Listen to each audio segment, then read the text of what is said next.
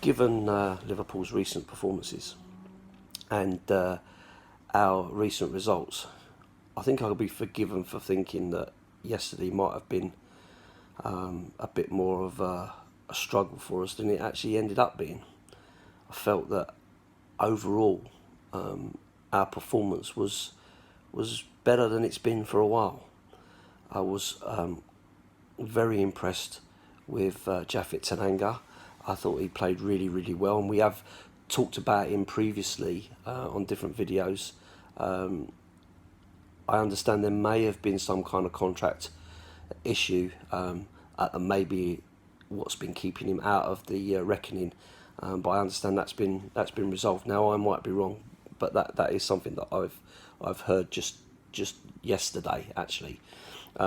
So the future for that player looks very, very bright. Whether that's with Tottenham or not, but it does look very, very bright, and seems a really nice lad as well to boot. So, really pleased with his performance against potentially the Premier League winners this year, and I felt that he didn't embarrass himself at all.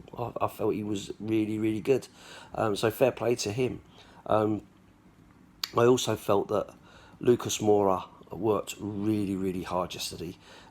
He was everywhere. He ran his socks off, and for the sake of a little bit of quality in the final third, he could have actually turned the game for us, and actually got us something out of the game, which seemed unlikely before kickoff. But for 36 minutes, I felt that we were playing fairly well. We looked right into the game, and I felt that Liverpool really didn't like it when we were going at them. Certainly in the second half, that came across a lot better, with us really pushing onto them.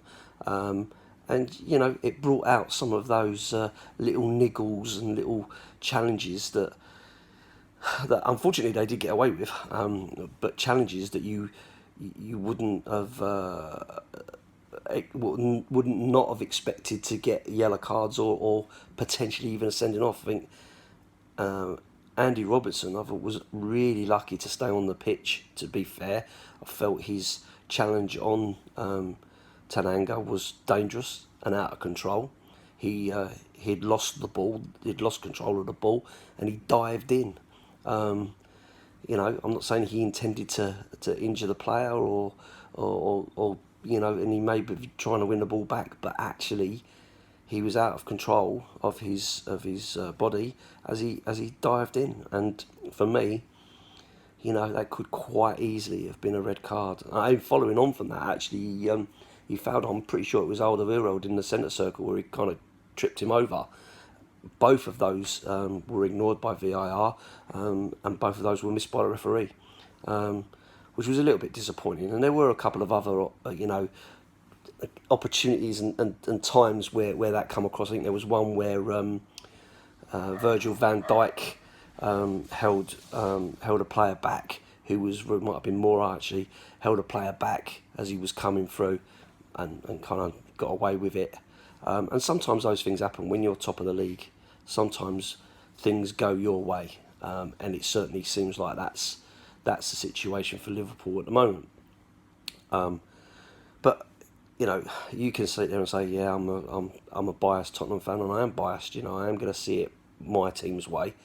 I didn't see too much of that from Tottenham players.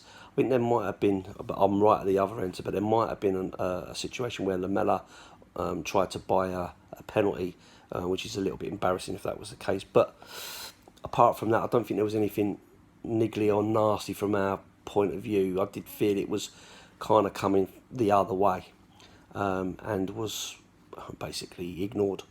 But yeah, so considering that Liverpool are, champions in waiting, I felt that we made a decent account of ourselves. When you consider, Harry Kane being out, Hugo Lloris being out, Ndombele being out, so you've got Eriksen and Winks playing in that midfield. Neither of them are holding players. Both of them like to have time on the ball, which they weren't getting yesterday. Liverpool were very much hunting in packs. So you know, it's unlikely that you're going to get the best out of Eriksen for sure. I think Eriksen is probably a different video. I think I need to talk about that a little bit more in length.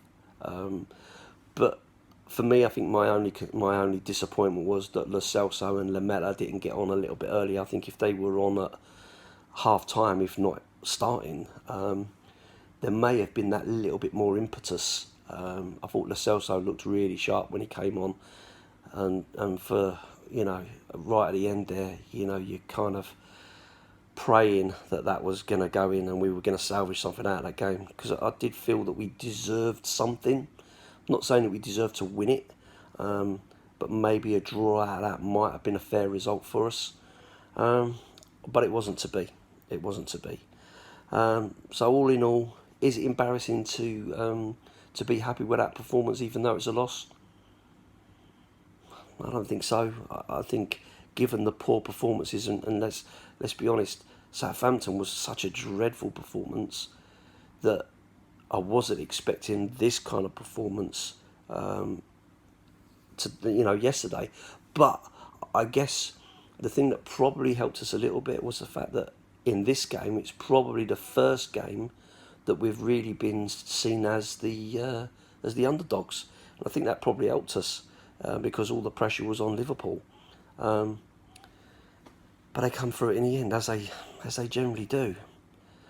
So, you know, let's hope that the seeds are there for the next game against Middlesbrough and against Watford. Let's see where we go over those couple of games. See if we can keep some kind of momentum going.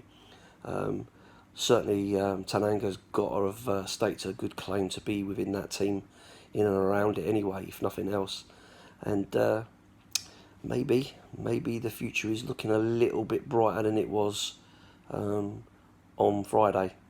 But we'll see. Keep the faith. Up the Spurs.